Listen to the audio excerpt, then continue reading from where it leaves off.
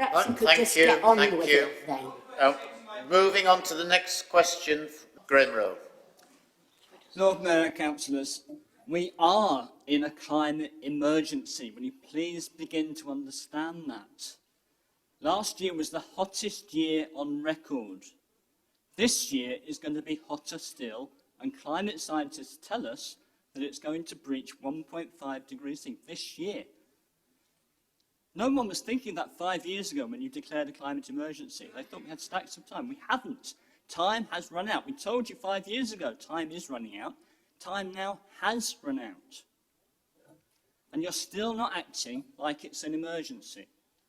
In 2019, when the Council declared a climate emergency, Extinction Rebellion asked you to prioritise climate information and action in Council communications. For instance, we wanted climate action to be clearly visible to any casual visitor of the Council website. And we wanted the Council leader to use the annual Council tax letter as an opportunity to educate the public about the dangers the planetary crises, such as the climate and nature emergencies, present us with, and what the Council is doing to mitigate them. There is still, 5 years later, no link from the front page of the website to information about climate change. And the Council tax letter usually contains half a sentence referring to climate change. There is a wealth of information on the Council website, but it's not in a format that anyone, apart from climate nerds like me, are likely to read. The page about net zero still links prominently to COP26 events, so obviously hasn't been updated for 2 years. This is not acting as if there is an emergency. When will the Council start to do this? And I must tell you, I've already had a written answer to this question, which is basically no. But I really don't see any reason why the Council can't use their website and their communications to council taxpayers to communicate the urgency of this climate and nature emergency. Thank you. Councillor Miskell. Thank you, Mr. Wroe, for your question. I'll try to address each of the points that you kindly did submit in advance. So firstly, our web pages are updated regularly.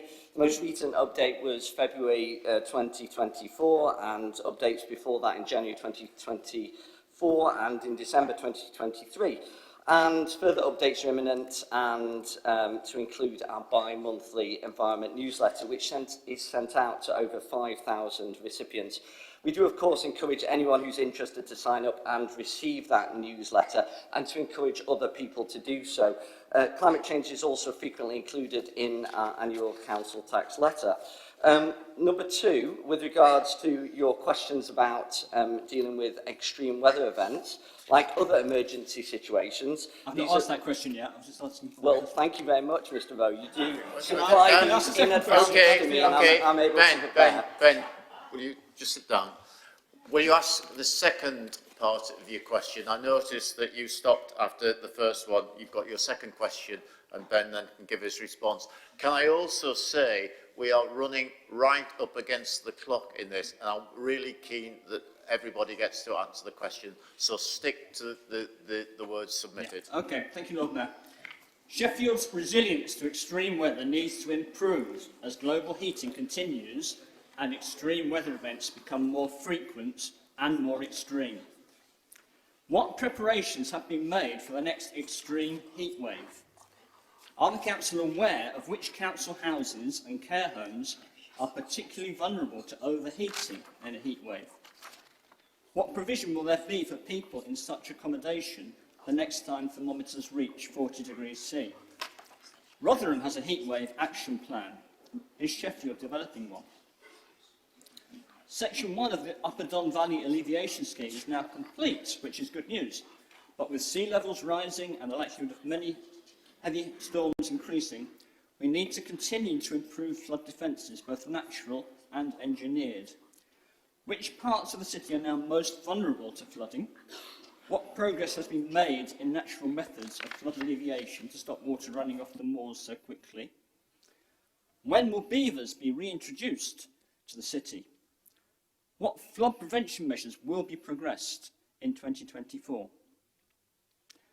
And finally, which is very important, seeing the news from Chile today, the incidence of wildfires is also increasing. The fire brigade need more resources to cope with this, as well as the floods and storms they have to deal with. Will the council lobby the government for an increase in the revenue support grant to help the fire brigade keep us all safe? Thank you. Okay, thank you. Ben, if you answer the second question then. Thank you, Mr. Wroe, and also for the 70 questions that you submitted to our sustainability team, which we have worked through and I understand supplied you with answers to the vast majority of them. With regards to the question about dealing with extreme weather events, like other emergency situations, these are led by the Emergency Planning Shared Service, which is a joint service between Rotherham and Sheffield. There is an extreme weather plan which the team put together based upon the national plans and guidance. Service areas also have operational plans on how to respond if there is a heat wave. With regards to flooding, there's a lot of work that's going on, and the Sheffield's Flood Protection Programme prioritised investment in areas of the greatest risk, which is why we addressed the Lower Don Valley first, and the scheme there was completed in 2017. I'll write to you with more detail as the list of plans and actions is too numerous for us to go into today. With regards to wildfires, all services will be required to develop a service-based climate adaptation risk assessment and action plan during 2024, and it's expected that this will consider the risk posed by wildfires along with other climate risks such as increased floods and heat wave events. Thank you for your questions.